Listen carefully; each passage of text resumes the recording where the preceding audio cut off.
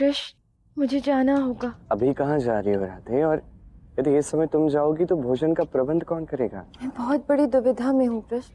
मैंने ज्येष्ठा को वचन दिया है, उसे पूर्ण करना होगा और मैं स्वयं जाकर उनके प्रेमी को घाट से लाने वाली हूँ। राधे, इस समय महत्वपूर्ण। मैं जानती हूँ गुरुवर का सम्मान अत्यंत आवश्यक है, इसलिए मैंने पूरी खीर बना दी है। अभी तक पक गई होगी और मुझे पूर्ण विश्वास है कि सबको वो अत्यंत स्वादिष्ट लगेगी। राधा, खीर तो सबको अवश्य भाएगी और खीर खाने के पश्चात देखना सबके मुख से कुछ ना कुछ विशेष अवश्य निकलेगा। हाँ, और तुम चिंता मत करो कृष्ण, ज्येष्ठा है ना, वो सबको आदर पूर्वक भोजन परोस देंगी, है ना ज्येष्ठा? हाँ राधा, तुम निश्चिंत होकर जाओ। मेरी भोली राधे, मेरी बात सुनो। तो अभी के लिए रुक जाओ, कहीं मत जाओ। कृष्ण, तुम भूल रहे हो कि तुमने मुझे वचन दिया था। तुमने ही मुझे वचन दिया था ना कि ज्येष्ठा की सहायता करने से नहीं रोकोगे। ठीक है, नहीं रोकता। जा।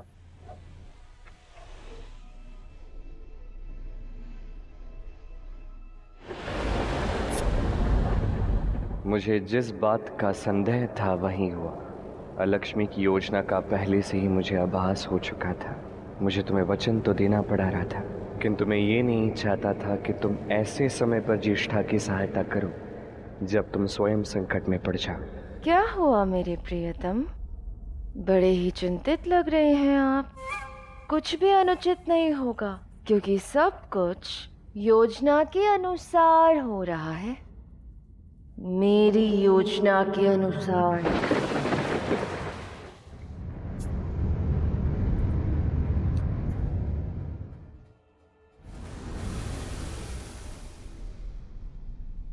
सबको भोजन के लिए बैठाओ सब।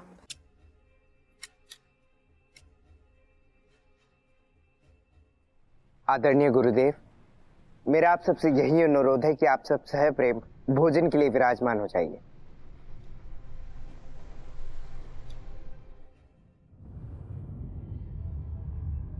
कृष्ण को राधा के हाथ की बनाई हुई खीर अत्यंत प्रिय है ना, किंतु अब राधा के हाथ की बनाई हुई खीर का वास्तविक आनंद प्राप्त होगा।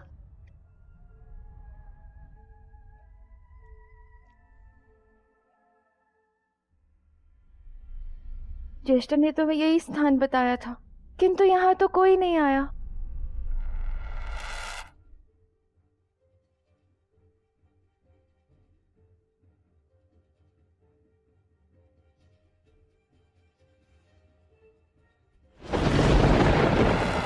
इतनी कठिनाई से समय निकाला है मैंने आज। ज्येष्ठा ने कहा था कि वो यहीं पर आएंगे, किंतु अभी तक नहीं आए।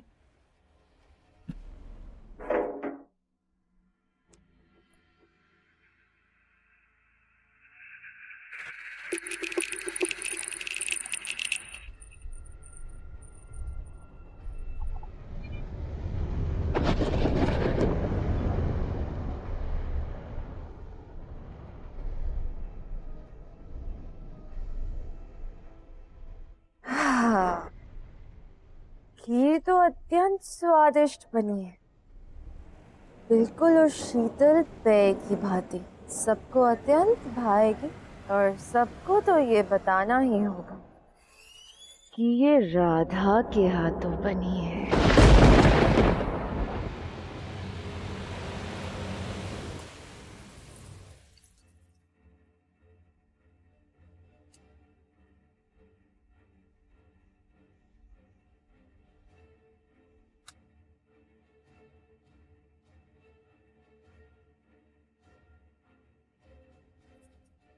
ये उत्तम हुआ ना खाना कि राधा ने स्वयं अपने हाथों से सबके लिए खीर बनाई है। अब राधा के हाथों से बनी हुई खीर खाकर तो गुरुदेव और अन्य ऋषिगण अवश्य प्रसन्न हो ही जाएंगे। प्रसन्न होंगे या नहीं, ये तो समय ही बताएगा था।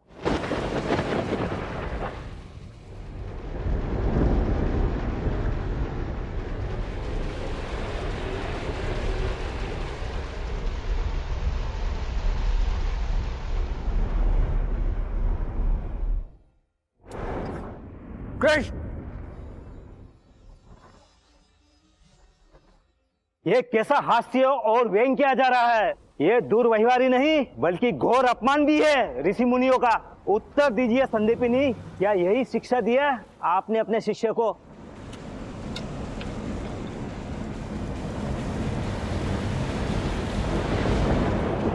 देवी, यदि आपने इसी समय सहायता नहीं की तो ऋषि सांदीपनी राधा को श्राप दे देंगे।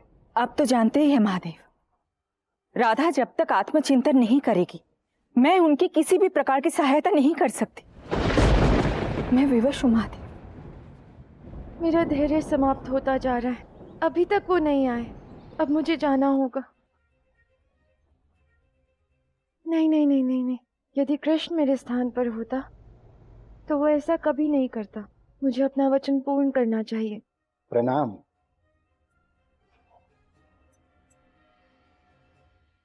आप? नहीं नहीं, मैं वो व्यक्ति नहीं हूँ जिसकी आप प्रतीक्षा कर रही हैं। मैं हरिवंश हूँ। आप ज्येष्ठा के प्रेमी की प्रतीक्षा कर रही हैं ना? मैं आपको ये बताने आया हूँ कि ज्येष्ठा का प्रेमी आज नहीं आ पाएगा। ज्येष्ठा को कुछ समय पूर्व ही अज्ञात हुआ है। उन्होंने मुझे यह संदेश आपको देने के लिए भेजा है। धन्यवाद। ज्येष्ठा ने यह भी कहा है कि आपको शीघ्र ही लौट जाना चाहिए, क्योंकि वह चाहती हैं गुरुजन आपके बनाए हुए भोजन से जब तृप्त हो जाएं तो आपको अपना आशीष देकर जाएं। उचित कहा। मैं यथाशीघ्र ही महल पहुंचती हूँ।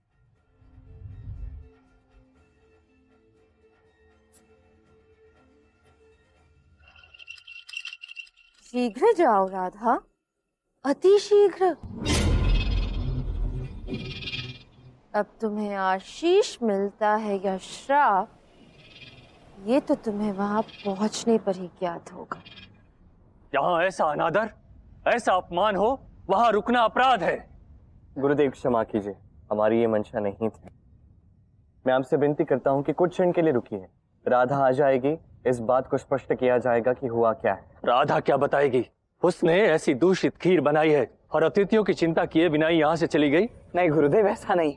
राधा को किसी कारणवश जाना अवश्य पड़ा है, किंतु मेरा विश्वास कीजिए राधा ऐसी खीर कदापि नहीं बना सकती। बलराम, सत्य केवल ये है कि राधा ने हमें ऐसी दूषित खीर खिलाई है। नहीं गुरुदेव, राधा की कोई त्रुटि नहीं है। ये खीर स्वयं मैंने बनाई है। आप मुझे श्राप दे दीजिए। मैंने ये खीर राधा की विधि के अनुसार बनाई है। जैसे राधा ने मुझे आदेश दिया मैंने वैसा ही किया। अर्थात ये विधि राधा ने ज्येष्ठा को बताई है, तो ये राधा की ही त्रुटि है।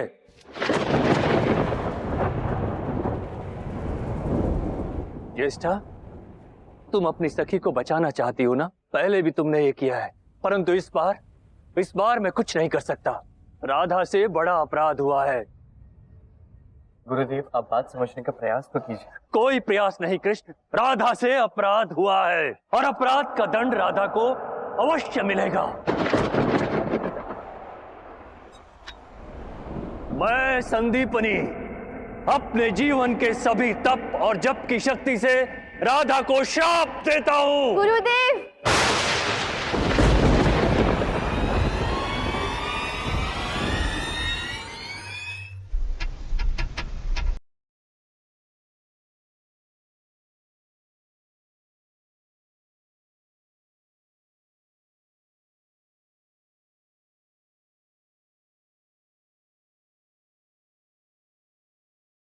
तुम अपने पक्ष में क्या कहना चाहती हो? कहो। श्राप देने से पूर्व एक बार वो कथा जो कृष्ण ने हमें सुनाई थी धान्य लक्ष्मी की, एक बार उस पर ध्यान दीजिए गुरुदेव। मैंने तुम्हें तुम्हारा पक्ष रखने के लिए कहा है राधा, कथा से इसका क्या संबंध है? कृष्ण की सुनाई कथा से जितना मैं समझी हूँ मात्र वही मैं आपको बताना चाहती हूँ गुरुदेव।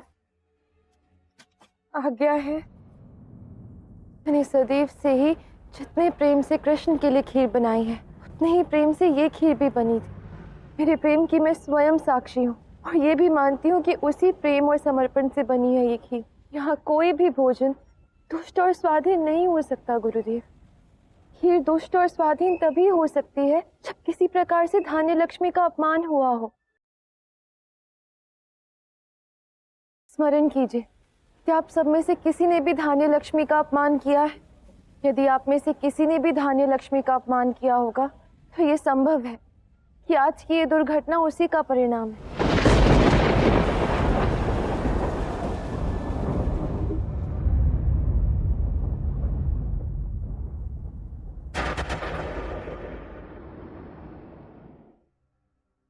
ये सब हो क्या रहा है कान्हा? दाऊ, अब जो हो रहा है बस उसे देखते जाओ।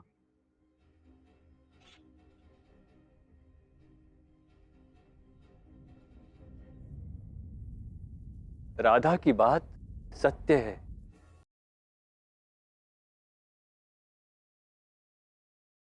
हम कितने ही महान ऋषि क्यों ना हो, त्रुटि किसी से भी हो सकती है।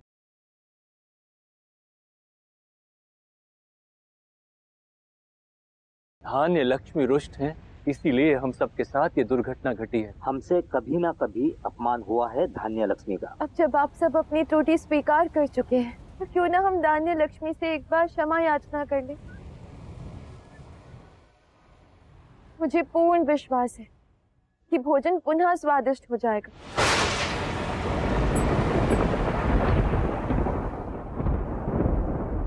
पकाने के पश्चात भोजन का स्वाद कैसे परिवर्तित हो सकता है, ये तो असंभव है। हम सब धान्य लक्ष्मी से क्षमा याचना करते हैं, तब तक तुम सब भोजन की व्यवस्था करो।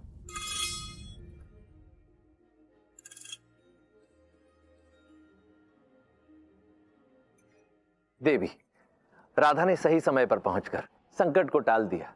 हाँ महादेव, राधा ने कथा के अनुसार धान्य लक्ष्मी के महत्व को समझ लिया है।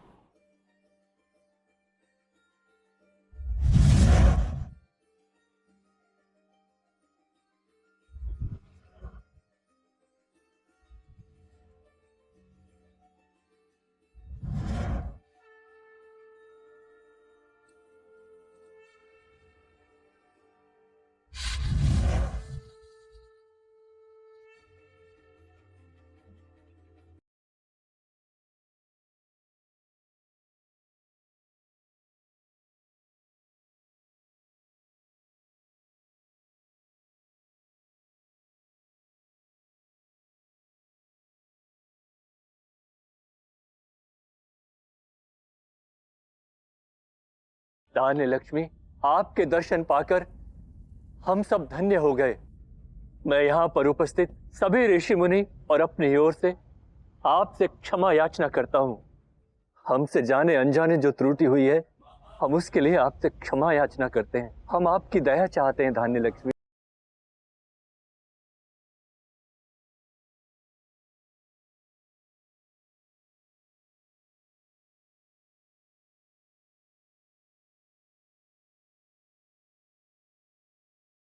धान्य लक्ष्मी की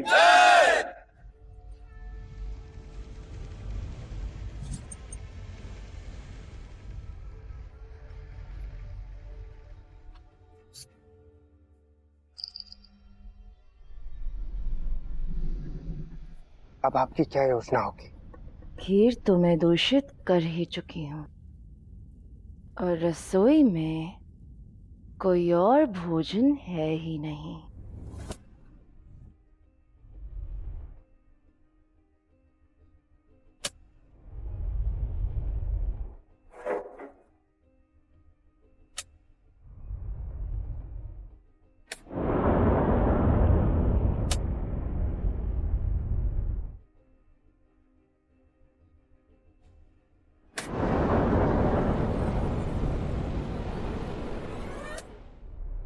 दाऊ, दाऊ, दाऊ।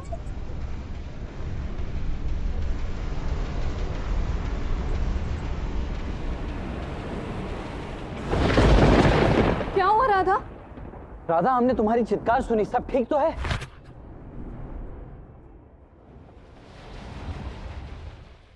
क्या हुआ राधा, बताओ। पता नहीं कैसे ये क्या? सारे पकवान थे रसोई में।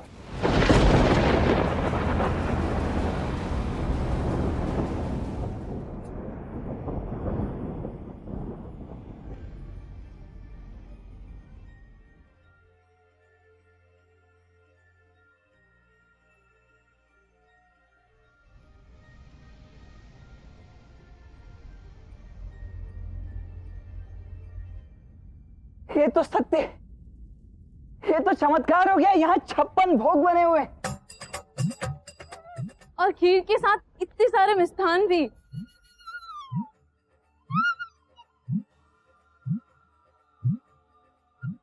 ये सब तुमने किया है ना कान्हा? नहीं था, ये मेरा प्रभाव नहीं, अपितु ये धान्य लक्ष्मी की कृपा है। सत्य कहा तुमने राधा, धान्य लक्ष्मी पुनः एक बार प्रसन्न हो गई है। अब आएगा ना आनंद गुरुवर और अन्य ऋषिगणों को भोजन परोसने में। आओ सभी को भोजन कराते हैं। मैं धान्य लक्ष्मी के साथ साथ ज्येष्ठा को भी धन्यवाद देना चाहती हूँ। प्रतीत होता है उन्होंने ही मेरी अनुपस्थिति में ये सब भोजन बनाया है। हाँ, बात तो तुम मुझे ही कह रही हो राधे। धन्यवाद तो ज्येष्ठा को भी कहना चाहिए। और जब तुम अपना आभार व्यक्त करोगी तो निश्चित रूप से देखना कि ज्येष्ठा के मुख पे कितनी प्रसन्नता आती है। हाँ,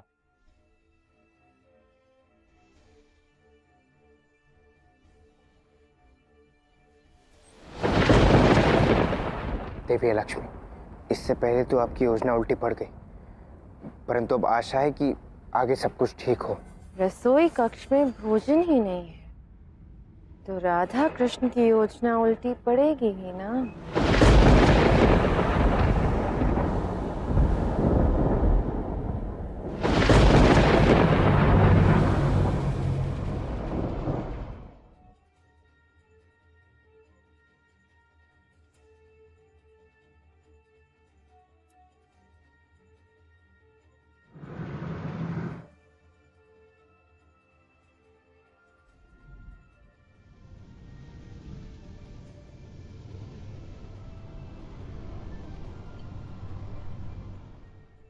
ये क्या देवी लक्ष्मी, आप तो कुछ और ही कह रही थी।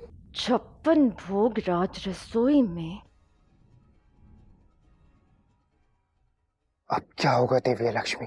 अभी तक किसी ने इस भोजन को चखा नहीं है। जब सब भोजन करेंगे तब ज्ञात होगा।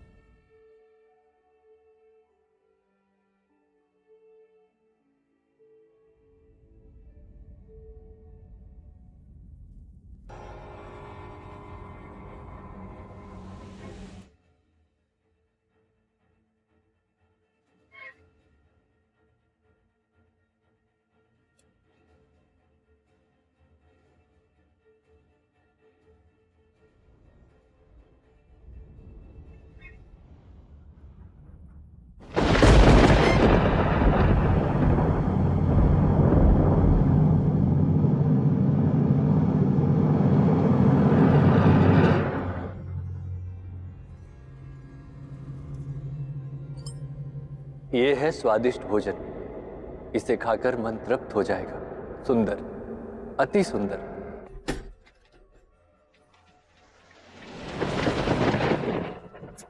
सत्य है, हम पर धान्य लक्ष्मी की कृपा हो गई है। हमारी भूख पुनः लौट आई है।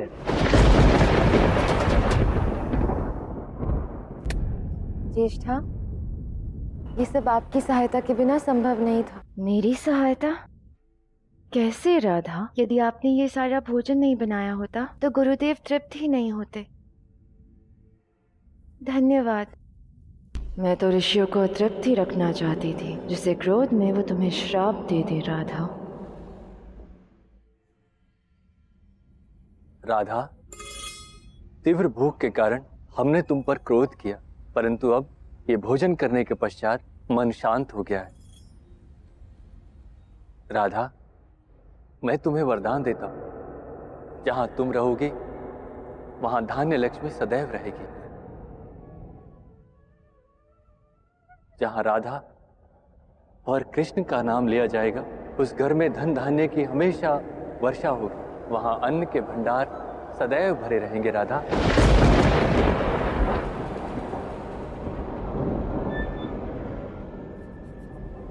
ऋषिवर, ऐसा ही कल्याणकारक वरदान आप ज्येष्ठा को भी दे दीजिए। ये भी यहाँ अपने प्रेमी को ढूंढने आई है।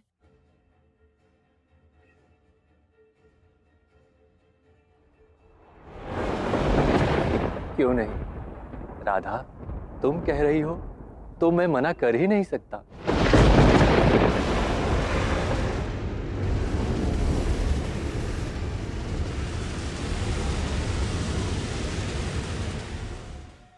मैं तुम्हें वरदान देता हूँ, अपने जिस प्रेमी को खोजने के लिए तुम यहाँ आई हो, वो तुम्हें अवश्य मिलेगा, वो तुम्हें अवश्य मिलेगा, वो तुम्हें अवश्य मिलेगा, वो तुम्हें अवश्य।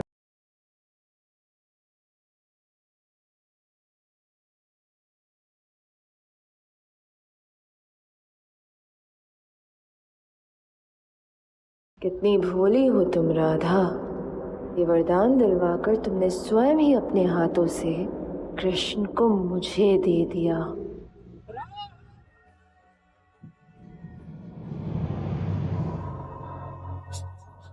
अधिकतर लोग ये बात जानते हैं कि हमारा शरीर 5 तत्वों से बना है, जिसे हम पंच तत्व कहते हैं। जल, अग्नि, वायु, धरती और आकाश। अब ये बात हम सभी जानते हैं, किंतु इनके साथ कुछ गुण आते हैं जिसे हम देख नहीं पाते। यदि इन गुणों को हम आत्मसात करना सीख जाएं, तो साक्षात परमेश्वर के दर्शन हमें हो जाएंगे। यदि बात मैं करूं पहले तत्व की, जल की, जल जो हर जलन से ठंडक देता है। इस जल को देखिए, ये बहना जानता है, रुकना नहीं। ये चट्टानों से टकराता है, इसके मार्ग में अनेक बाधाएं आती हैं, किंतु ये बहना जानता है।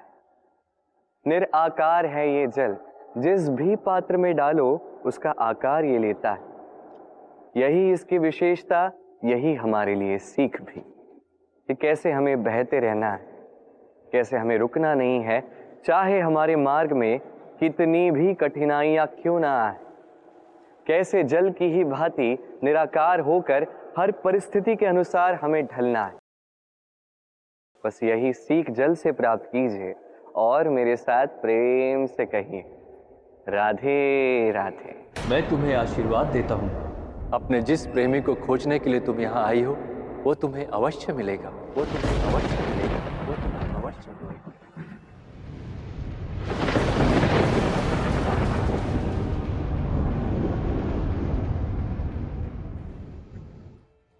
गुरुदेव, मैं कुछ कहना चाहता हूँ। ज्येष्ठा जिससे प्रेम करती है, उस व्यक्ति को भी ज्येष्ठा से प्रेम होना चाहिए, क्योंकि प्रेम तो साधारणतः 2 लोगों के मध्य होता है। यदि ये किसी व्यक्ति से प्रेम करे और उसकी ओर से प्रेम ना हो और तब भी उसे पाने की चेष्टा की जाए, ये तो अनुचित होगा। हाँ कृष्ण, ये सत्य है। 2 व्यक्ति यदि एक दूसरे से प्रेम करें, तभी उस प्रेम संबंध का अर्थ है। तो ज्येष्ठा को ऐसा व्यक्ति मिले जो इसे भी बदले में उतना ही प्रेम दे।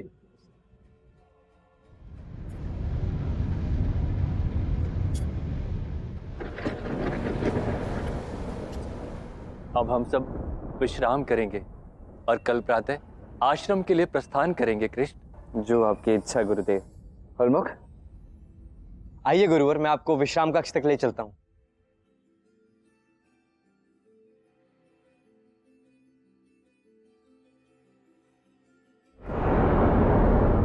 आप यदि मध्य में नहीं आते तो सांदीपनी मेरी मनोकामना पूर्ण कर देते। मुझे आशीर्वाद मिल ही जाता। लक्ष्मी, अब समय आ गया है, तुम सत्य स्वीकार कर लो। समझ जाओ ये बात कि तुम जो चाहती हो वो कभी नहीं होगा। हमारा मिलन असंभव है लक्ष्मी।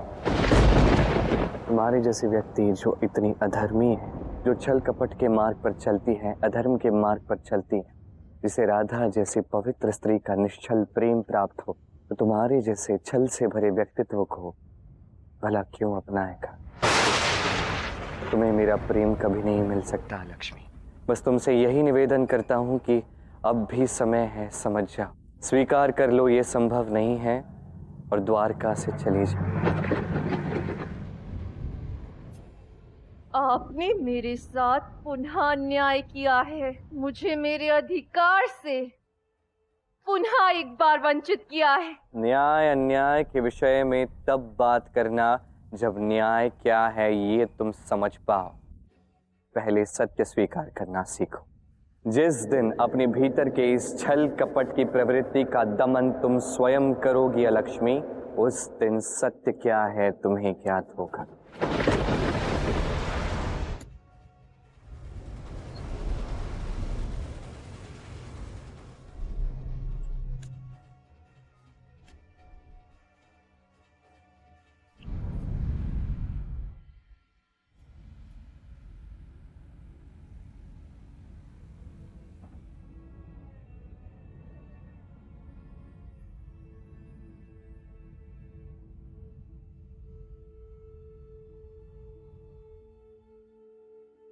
राधा,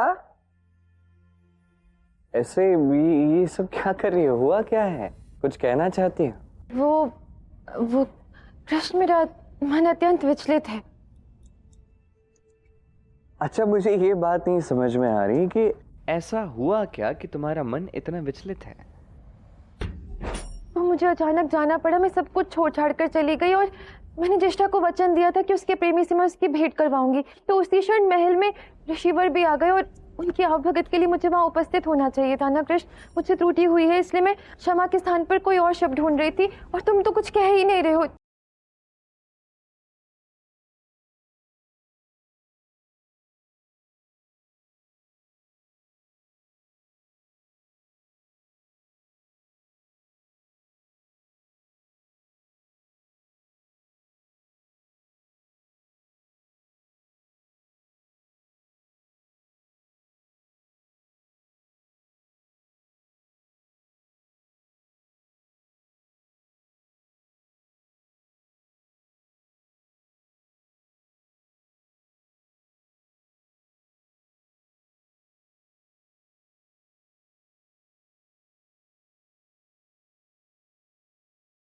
स्वयं से क्षमा मांगने की कोई आवश्यकता नहीं है। राधा कृष्ण दो नहीं, एक है, समझ गए? अब इन विचारों को मन से त्याग दो और मुझे बताओ भेंट हुई? किससे? नारायण से। ज्येष्ठा के प्रेमी को मिलने गई थी ना, उसी से।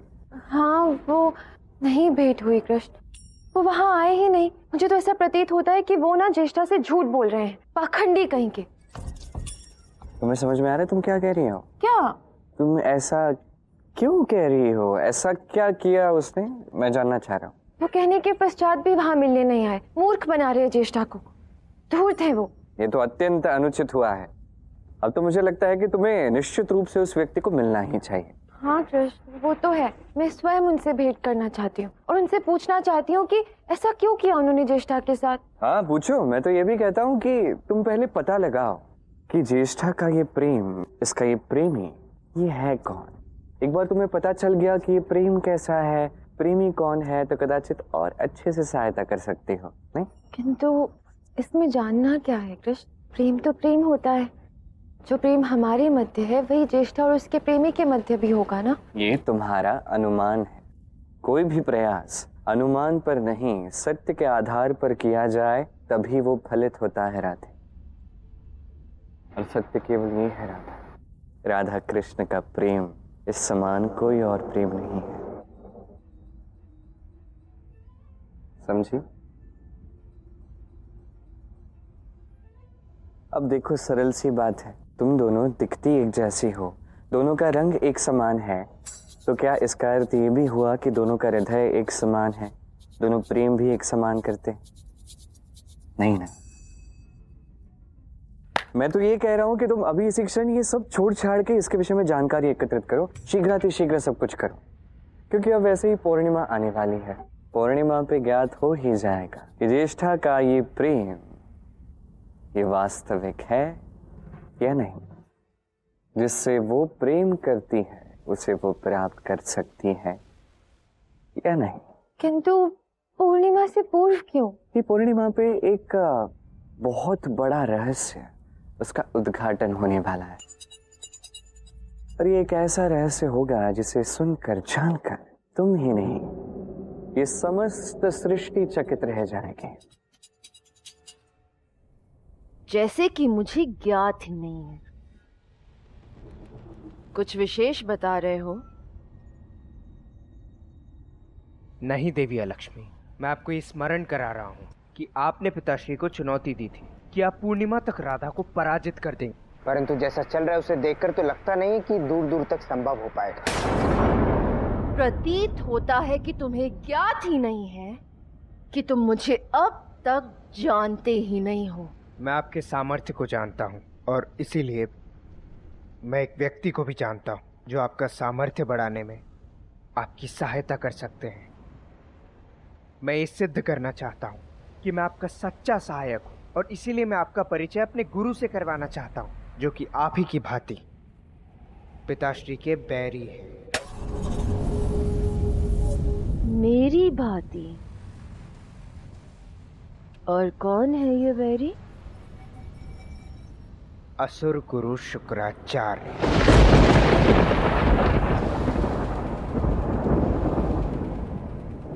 शुक्राचार्य, उनसे तो मैं बड़े लंबे समय से परिचित हूँ, किंतु ये ज्ञात नहीं था कि ये कृष्ण के वैरी हैं। हाँ, और इसीलिए सत्य तो यही है कि इस समय आपका उनसे मिलना अत्यंत ही आवश्यक है। शुक्राचार्य, उनकी सहायता कदापि नहीं। कहीं तुम्हें ये भ्रम तो नहीं कि मुझे उनकी सहायता की आवश्यकता है? बोलो। नहीं, ऐसी बात नहीं है। और मैं तो आपके सामर्थ्य पर प्रश्न उठा ही नहीं रहा हूँ, किंतु गुरु शुक्राचार्य अत्यंत ही ज्ञानी हैं। उन्होंने कई बार पिताश्री के साथ संघर्ष किया है और इसीलिए वो उनके कई सारे भेद भी जानते हैं। और मैं इसीलिए आपको कह रहा हूँ कि आपका गुरु शुक्राचार्य से मिलना अत्यंत ही लाभकारी सिद्ध हो सकता है। ये मेरा धैर्य है या तुम्हारा सौभाग्य, मुझे ज्ञात नहीं, किंतु इतनी त्रुटियों के पश्चात भी मैं तुम्हें क्षमा करती आ रही हूँ साम। किंतु इस प्रकार का अपमानजनक प्रस्ताव मेरे समक्ष रखने का दुस्साहस कैसे किया तुमने?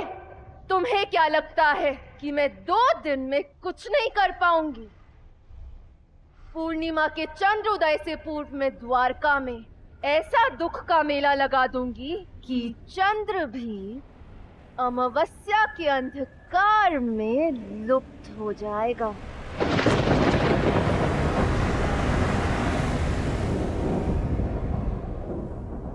सबके साथ साथ मुझे भी पूर्णिमा की प्रतीक्षा है और लक्ष्मी का सामना अब तक धन लक्ष्मी और धान्य लक्ष्मी से हुआ है और अपने इन दोनों ही प्रयासों में वो विफल रही है। परंतु वो शांत नहीं बैठेगी, पुनः चेष्टा करेगी। अब वो अन्य सभी लक्ष्मियों पर भी अपना दुष्प्रभाव डालने का प्रयास अवश्य करेगी और यदि उसने किसी भी एक लक्ष्मी पर विजय प्राप्त कर ली तो केवल द्वारिका ही नहीं अपितु संपूर्ण संसार में व्याप्त हो जाएगी। वो लक्ष्मी का स्थान ले लेगी। पार्वती, राधा लक्ष्मी के प्रत्येक रूप को आत्मसात करेगी। मैं जानती हूँ ये राधा के लिए सरल नहीं है, किंतु जिसका मार्गदर्शन श्री कृष्ण करे उसके लिए कुछ भी असंभव नहीं। देखना महादेव, इस पूर्णिमा की रात्रि सदैव से अधिक प्रकाश होगा।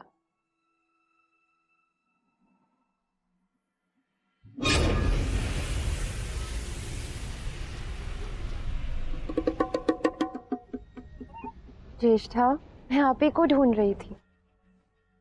कहो, क्या बात है? वो मैं यहाँ आपके प्रेमी के विषय में बात करने आई हूँ। वो महोदय तो भेंट करने आए ही नहीं। बताइए, अब उनसे मिलने की क्या योजना है?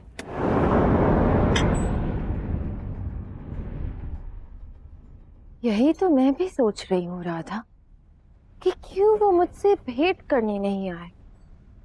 मैं स्वयं कारण जानने का प्रयास कर रही हूँ और यही चाहती हूँ कि यथाशीघ्र आकर वो मुझसे भेंट करें। क्षमा कीजिए ज्येष्ठा, किंतु कहीं ऐसा तो नहीं कि उन्हें आपसे प्रेम ही ना हो, तो आपसे मिलना ही ना चाहते हो, और केवल ये आपका भ्रम हो कि उन्हें भी आपसे प्रेम है। यदि मैं उनसे प्रेम करती हूँ तो उन्हें भी मुझसे प्रेम करना ही पड़ेगा राधा। मेरे प्रेम का वो बहिष्कार नहीं कर सकते। ये तो अनुचित है। ये आवश्यक तो नहीं ना कि वो भी आपसे आपके समान प्रेम करते हो। प्रेम 2 लोगों के मध्य होता है ज्येष्ठा। और एक को प्रेम हो और दूसरे को प्रेम ना हो, ऐसे संबंध का कोई अस्तित्व नहीं होता। ये तो अनधिकार चेष्टा है, किसी पे अपना अधिकार जताने का प्रयास है ये। सत्य कहूं तो ये प्रेम है ही नहीं ज्येष्ठा। अब तो ये सुनिश्चित करना अति आवश्यक है कि जिनसे आप प्रेम करती हैं उनके हृदय में भी आपके प्रति समान भावना है भी या नहीं। प्रेम मैंने किया है तो मुझे मेरे प्रेम के लिए जो भी करना पड़े मैं करूंगी राधा, भले ही वो मुझसे प्रेम करे या ना करे, उन्हें मुझसे मिलना होगा। मेरे प्रेम को वो अस्वीकार नहीं कर सकते। ज्येष्ठा ये क्या कह रही हैं? इनसे ऐसी आशा नहीं थी मुझे ज्येष्ठा का सत्य जानने के लिए उनके प्रेमी से निश्चित ही मिलना होगा। अब तो मैं अवश्य उस भाग्यशाली पुरुष से मिलना चाहूंगी जिनको आप अपना प्रेम देना चाहती हैं। बताइए कब भेंट करवा रही हैं उनसे? तुम्हें ये अवसर अति शीघ्र दूंगी मैं। आप जब तक अपने प्रेमी से नहीं मिल लेती, मैंने आपको वचन दिया है कि मैं आपको यहाँ से जाने के लिए नहीं कहूंगी, किंतु यदि आप मुझे बता दे कि आप उनसे कब भेंट करवा रही हैं तो मैं आशावाद रहूंगी ज्येष्ठा। यह अकस्मात राधा में इतनी बुद्धि कहाँ से आ गई? राधा को मुझ पर संदेह हो गया है। यदि ऐसा है तो राधा केवल इतना जान लो कि मैं अपने प्रेमी की भेंट आपसे पूर्णिमा से पूर्व ही करवा दूं। देखिए पक्का ना, क्योंकि कृष्ण ने मुझसे कहा है कि पूर्णिमा पर कुछ विशेष होने वाला है, तो यही उचित होगा कि आप पूर्णिमा से पूर्व ही मेरी उनसे भेंट करवा दें। हाँ हाँ, क्यों नहीं राधा, मैं आपको अपने प्रेमी से पूर्णिमा से पूर्व ही मिलवा दूंगी। मुझे ज्येष्ठा पर दृष्टि रखनी चाहिए। कुछ ठीक नहीं लग रहा। जिसके प्रेम की परिभाषा ऐसी हो वो विश्वास करने योग्य नहीं हो सकती।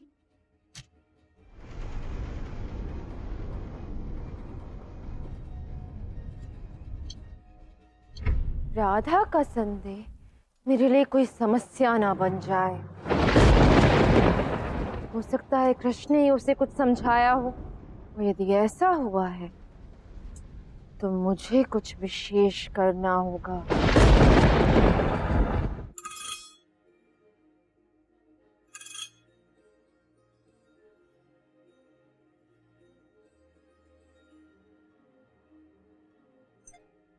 क्या बात है कान्हा? अष्टलक्ष्मी की कथा सुनने के लिए सभी तो आ ही चुके हैं, फिर राधा और ज्येष्ठा कहीं दिखाई क्यों नहीं दे रहे?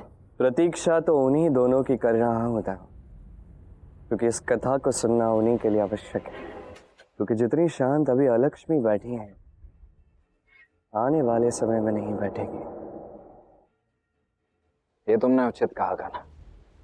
वैसे भी पूर्णिमा अब निकट ही है। यही तो बात है राम। चंद्रमा की हर कला के साथ समस्या और गंभीर होने की संभावना है। तो इसके लिए तुमने कुछ सोचा है? यही कि अब अल्प ही समय शेष है। अष्टलक्ष्मी की कथाओं के विषय में वाचन करना होगा। समय चाहे कितना भी अल्प क्यों ना होगा ना, मैं इतना भली भांति जानता हूं कि तुम सब कुछ संभाल अवश्य लोगे। प्रयास में अवश्य करूंगा था।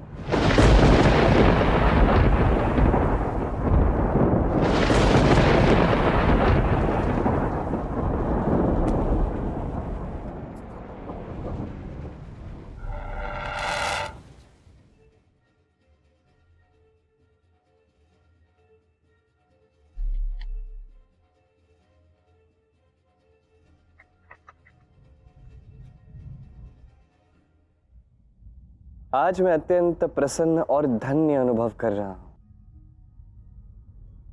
राधा ने मेरे गुरु सांदीपनि को आमंत्रित किया। वो यहां आए और समस्त द्वारका को उन्होंने अपना आशीष प्रदान किया, और इससे समस्त द्वारका लाभान्वित हुआ है।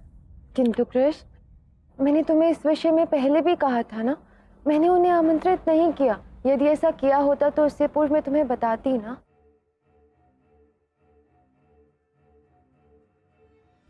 ठीक है, ऐसा भी कभी कभी हो जाता है। कभी कभी जो हमारा मन करना चाहता है, हमारी आत्मा हमारे लिए कर देती।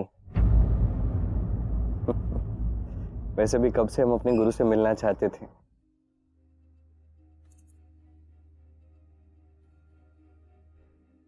तो अब हम आरंभ करते हैं बात करना अष्टलक्ष्मी के विषय में, उनकी कथा के विषय में। देखिए, हमारे पास अल्प ही समय शेष है और संपूर्ण कथा सुननी है। पूर्णिमा तक अष्टलक्ष्मी की हर कथा को हमें सुनना है, इसलिए हम यथाशीघ्र अष्टलक्ष्मी की कथाओं को सुनेंगे बिना समय व्यर्थ किए। तो आज हम प्रयास करते हैं कि हम कथा सुने संतान लक्ष्मी की, धैर्य लक्ष्मी की, आदि लक्ष्मी, गज लक्ष्मी, विजय लक्ष्मी की, और प्रयास करते हैं कि हम सुने विद्या लक्ष्मी के विषय में भी। शीघ्रता तो मुझे भी है अपना लक्ष्य प्राप्त करने में। मैं भी कोई त्रुटि नहीं होने दूंगी इस बार। 2 दिन में महालक्ष्मी की पूजा पूर्ण करके इस अनुष्ठान को हमें पूर्ण करना है।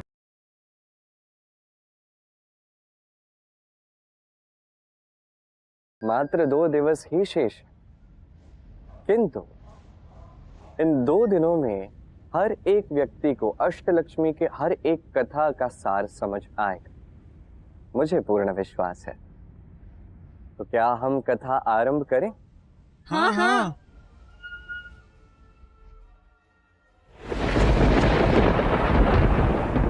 आरंभ करते हैं संतान लक्ष्मी की कथा से।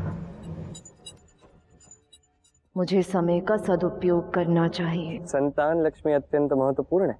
इनका आशीष हमारे लिए क्यों महत्वपूर्ण है ये समझते हैं, क्योंकि ये हमारी संतान को फलान्वित करती है, इससे हमारे वंश का विकास होता है।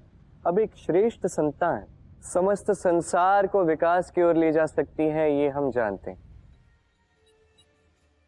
एक सुयोग पुत्र या एक सुयोग पुत्री हमारी इस परंपरा को आगे ले जाती है, इसलिए संतान लक्ष्मी की कृपा का हमारे ऊपर होना अत्यंत आवश्यक है। उनकी आराधना अत्यंत आवश्यक है।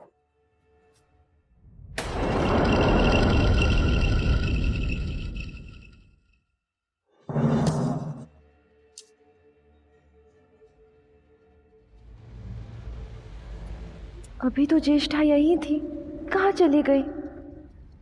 लक्ष्मी कुछ ऐसा करने गई है जिससे समस्त सृष्टि संकट में आ सकती है। राधे,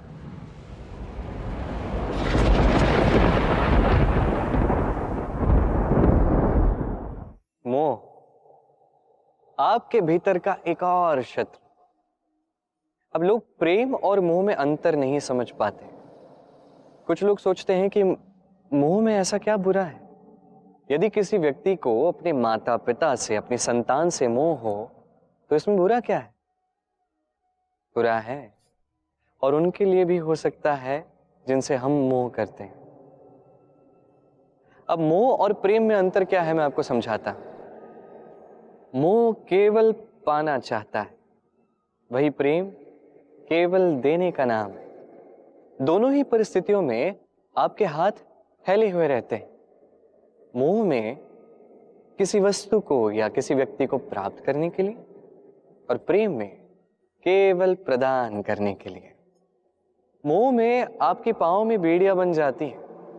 यदि माता पिता को संतान से मोह हो जाए तो वो अपने संतान को कभी दुख में, चिंता में, पीड़ा में देख ही नहीं सकते।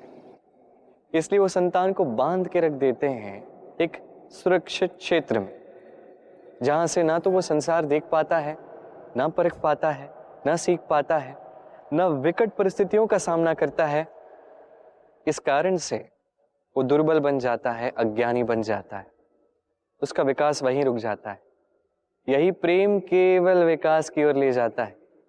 माता पिता संतान से प्रेम करते हैं तो उसे छोड़ देते हैं कि जाके इस संसार को देखो, परखो, सीखो, कैसे इसके साथ लड़ना है स्वयं सीखो, अपनी शक्ति स्वयं बढ़ाओ, अपना मार्ग स्वयं चुनो।